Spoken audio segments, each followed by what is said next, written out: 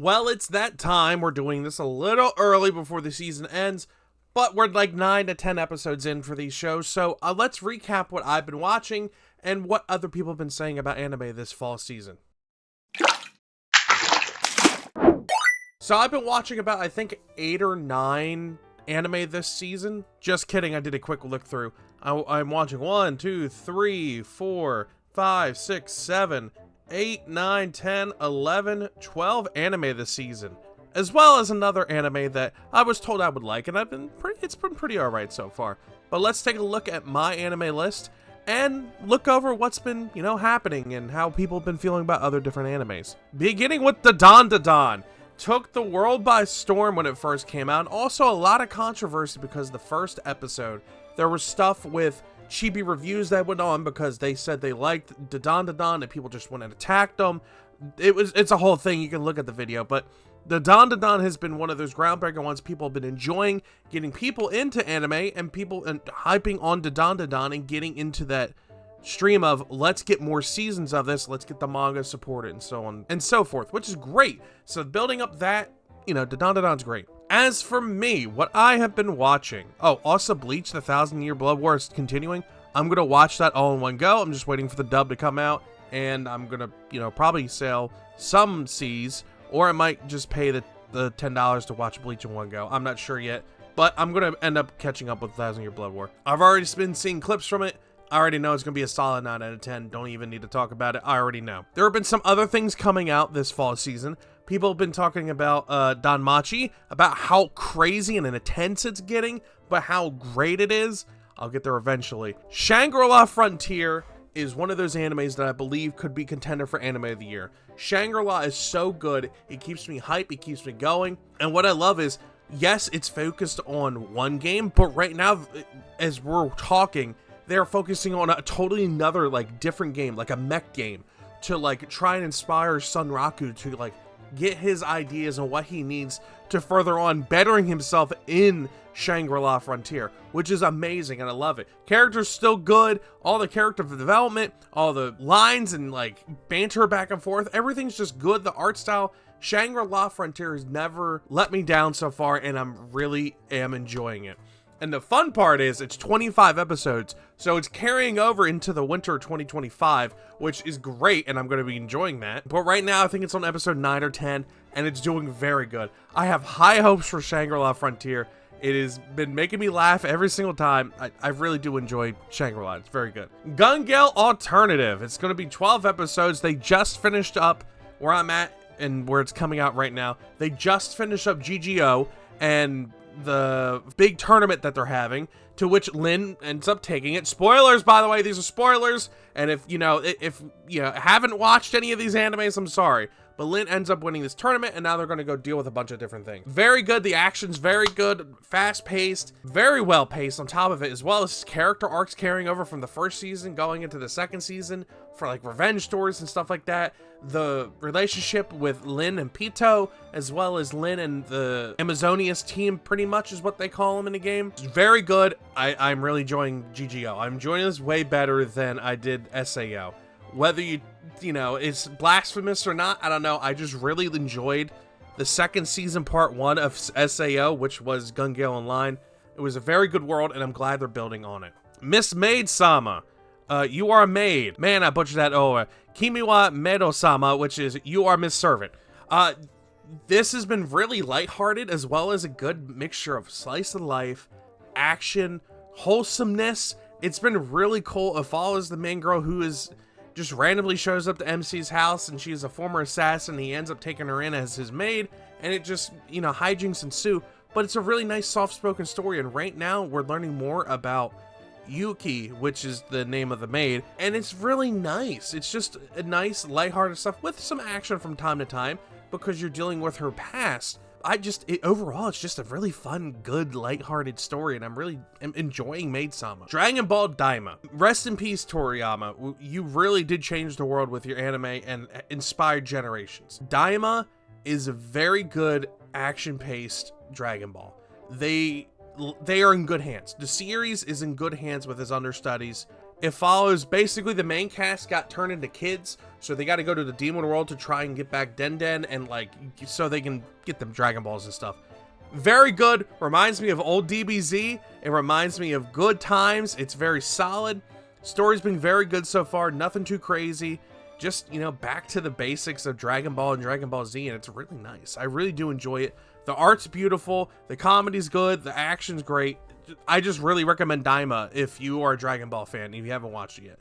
Highly recommend Daima. Now, Ranma 1/2 was one I was looking really forward to, but a lot of people died around the hype. I don't hear a lot of people talking about it, which kind of makes me sad, but I have hopes for this. I really am curious. Let me know your thoughts on Ranma 1/2 if you watched it. I'm going to end up watching it once I can get a hold of it because I don't have Netflix and some people like to give me gifts once in a while. So I will eventually watch Ranma 1/2 and I hope that it's good. I mean, like I said, it was hype when it first came out, and then as the season went on, people just stopped talking about it. So I don't hope it doesn't drop off, but who knows? Like I said, just let me know down in the comments what you think about Ranma 1/2. Moving on, haven't watched any of these. Crunchyroll, even though this is on here, that's the one where they're like 365 at work or something like that. I don't. Let the Grieving Souls retire. This has been hilarious because the MC is super weak, but he's in charge of the world's strongest guild, and he's just here, and all of his friends go and handle everything. The squads that he send in to do stuff handle everything, and everyone thinks he's this big brain like man that he goes by the name of 1,000 Tricks, which is hilarious because he's just going with it. He doesn't want to do anything, and it kind of just works out, and he's like, I guess I know what's going on. Smile face, when in reality, he's like, I don't know what's going on. Why are these people thinking I'm like this big genius when I don't know what's happening? Very good. The action's pretty good. Fight choreographing's really nice in it. The animation's alright. Nothing really stand out. The intro's very okay. Overall, I'd probably give this like a 6 out of 10 so far. I'm going to finish it, but I've been having a good time. I've been enjoying it. Reincarnated as an aristocrat, so I use my appraisal skills. Season 2. So good. It's going to go into a season 3 easily. I can't wait to see how this turns out. I stand by this show. They give it a 7. I give it an 8. I really enjoy it. I'm picking up the manga. I've been enjoying it nonstop. Next episode, they're going to talk about Farm, who is the guy that our main character rents out, essentially as a contractor who gets information as a spy work and all that stuff. It's so good. The action's pretty good. I just genuinely enjoy this series. I've been having fun with it. It's been nice. It's been beautiful. Very heartwarming and touching at times. Like, it's been really good, and I've been enjoying it. Blue Exorcist, I picked up for season 2, and I dropped, so I gotta re-pick that up. Demon Lord 2099. This has been interesting, because it's basically a demon lord from like the 1500s in another world gets put into our world into the future, where VTubing's a thing, where people gotta like use these familias in the back of their head, and everyone can use, you know, magic besides him, and it was purposely made by his underling who ends up becoming the new demon lord of this world. It's a good mixture of cyberpunk, comedy, action with fantasy. It's really good. I'm enjoying it. I give it about a 7, which is where they have it here on my anime list. I've been enjoying it. It's still got like 3 episodes left, so I'm really curious on where it's going to end up. Where they just finished off, tied up some loose ends that were created in the beginning. So I'm curious on where it's going to lead. It's definitely going to probably lead into a second season if I had to take a guess. I've been enjoying it. Like I said, very good mixture of cyberpunk and fantasy with magic and all that stuff. I give it a recommend. If you want to just like sit down and watch it, just to have something like to fill in between watching all the other stuff, it's very good. I would recommend it. I'll become a Villainous that goes down in history. This one has taken me by surprise. I did not think I was going to enjoy this. This is definitely a 7. I'm not going to argue against the ratings on this one. It's definitely a 7, but it's very interesting because you have a girl who gets reincarnated into one of her favorite games where she hates the heroine but loves the Villainous. Main character did not have a main name or a name going into this, by the way. Then she took on the name of the Villainous, but you follow her as she grows up. This is definitely a 12 episode, 13 episode, or I don't think it's going to go past that, where she slowly wins over the prince. She goes against the heroine, she builds up what she wants, and she ends up helping other people around her, which is nice. And then she ends up dividing and devoting her life into magic and all this other knowledge and stuff to try and help the people around her and a specific village that has been neglected by the kingdom. It's very good. Lots of talking, lots of politics because, you know, kings and royals and all that stuff.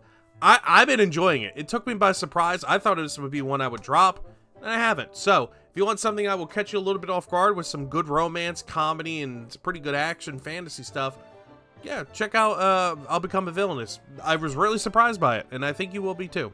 The most notorious talker runs the world's strongest clan.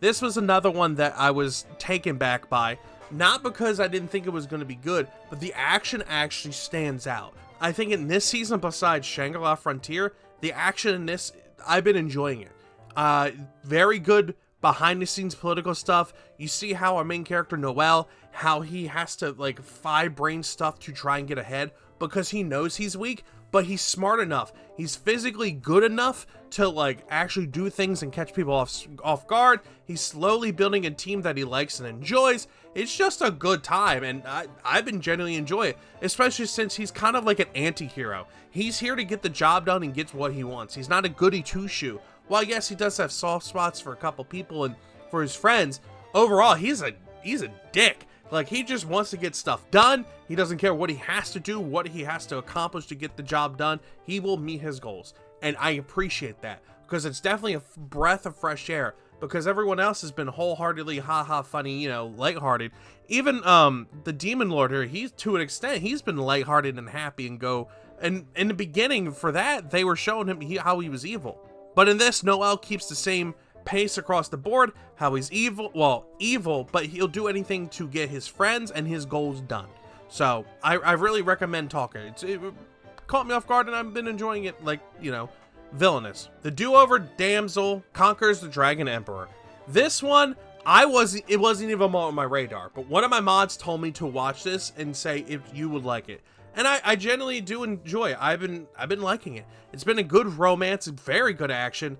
Basically, our main girl, Jill, she ends up getting reincarnated, but not really, because she gets thrown into passive all of her powers from the future, and she's trying to rewrite history and prevent a bunch of tragedies from happening, and her falling into a nasty plot, which, you know, it's a whole lot of political, like, royalty stuff. But she ends up falling in love with her enemy in the future, but in the past, and realizes he's actually a really good guy. He's just mistreated because the gods have put this curse on him. And unfortunately, everyone blames him, and he can't really do anything about it. While Jill now is rewriting history and changing how events turned out. She prevents a lot of mass murders, a lot of political infighting on the Dragon Emperor's side. It's been very good so far. I like the political aspect, and I love the action aspect. If you want a good action romance, this is definitely up the alley. The healer that was banished from his party is in fact the strongest, is a 6 at best. I'm gonna finish it. While yes, I like the idea of, oh, this guy was, just an outcast, and in reality, he's this really strong guy that people just underestimate and don't understand, and someone he saved in the future comes to from the past, comes to the present and ends up saving him and giving him his second lease on life, which is great. Like, it's really cool, like, that premise, but it's just been all right. Nothing really to write home about. I've been watching it. It's good to just throw it in. I'm already watching a bunch of shows. Just might as well top it onto the pile and keep on watching. Unless it really captures me by the end of it, this is definitely staying at a 6 on my list. Maybe even a 5. We'll see. The art has been mediocre. The intro's okay. Now, where they are adding on a bunch of stuff from the main character's past and a bunch of folklore, starting to get a little interesting, but nothing to really bump it up the numbers, you know? So we'll see how it plays out, but this might be someone's all-time favorite. Who knows? Let me know if you guys are watching this, because I'm very curious as well as your opinions on it. Goodbye Dragon Wife. Not wife. Life. Man, I'm out of it right now. But this has been okay, too. I think I'd give it a 6. Actually, I would give it a 7 because the Lamia is actually very cute and adorable because, you know, hashtag Scaly alert for those who remember that video. But it's been all right. Where they are leading right now is definitely devolving into what the MC's past is, because the MC is basically a dragon that was reincarnated as a human, and he still has his dragon powers. So demons who experienced him when he was still alive are now coming into play, and they realize who he is. So I'm really curious on how it's going to end up with the season. But overall, it's been a pretty good, 6, but because of the Lamia girl, it gets bumped up to a 7. With Healer, I just throw it onto the pile and watch it, and it's been a pretty good, decent watch. Very easy on the eyes, nothing too crazy. I've been enjoying the action fight scenes. but it's overpowered MC who's trying to hide it, and now he has to deal with real life situations, which might give away his true identity. That's pretty much what it boils down to. So, we'll see how it plays out, but right now, I'd probably give it a 6 with the Lamia because I'm biased. It gets bumped up to 7. I need to catch up on Rono and Kenshin so I can watch the second season. That's going to be in my future soon. I'm trying to think if there's anything else that I've been watching that's on this list. Obviously One Piece, but this is the Fishman Island arc, and it's really good. It's nice to see the supercuts of it. I've been enjoying the nice, beautiful glow up that Fishman's getting. Is there anything else? I think I pretty much touched on everything that's coming out at this time that I've been watching. Yep, I think so. I need to get back to this. I dropped it, but I need to get back to it. One Piece, I've been watching One Piece because, you know, One Piece is good. And I have people reading the manga and realizing how good it is, which is fantastic. Shout out to you. You know who you are. But yeah, everything else, just, you know, it's been all right. But I do want to touch on Tower of Duraga. I was recommended this. This came out in 08. Never saw it before. It's based off a video game, apparently. So I might end up picking up the video game. Who knows? But I've been enjoying this. This has been a nice, just, you know, casual watch. I think I'm on episode 6 going into 7. So this is nice. It's 2 seasons, 12 episodes per. But the problem that I have with going into it, I don't know if it was Crunchyroll or what. They lost some background stuff going into season 1 and 2, where there's like a 6 months time skip. They didn't even like address it until the second episode. And I'm not sure if it's because the game addresses it or not. I'm not really too sure. But I've been watching it, and this is probably going to end up being a 6 on my list, a 6 or 7. I've been enjoying it. It's been very fun. The characters all stand out. They're very memorable. I've been enjoying it. So let me know what you think about the fall season of 2024 anime. There have been some stuff that stands out. There's been stuff that hasn't. There was stuff that was hyped that got dropped, and there was stuff that had some, you know, very weird conspiracies and like drama based around it. And then now it's one of the best anime people are loving this season.